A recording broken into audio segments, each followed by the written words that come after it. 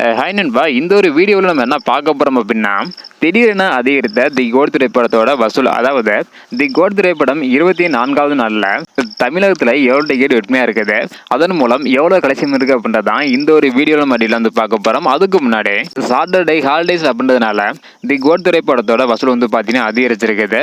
So எவ்வளோ collection இருக்குது அப்படின்றத பார்க்குறதுக்கு முன்னாடி இன்னும் நம்ம சேனலை சப்ஸ்கிரைப் பண்ணாமல் இருந்தீங்கன்னா மறக்காம பண்ணிக்காங்க.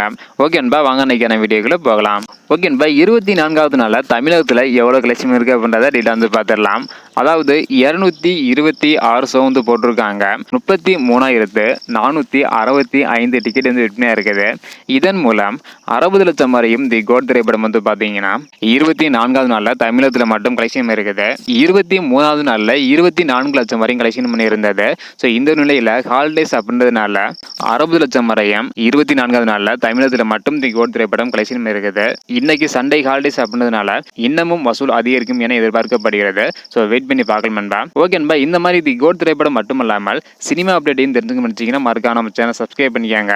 இந்த வீடியோ பார்த்தீங்கன்னா மறக்காம எல்லாருக்குமே ஷேர் பண்ணுங்க. ஓகே நண்பா, தேங்க்யூ.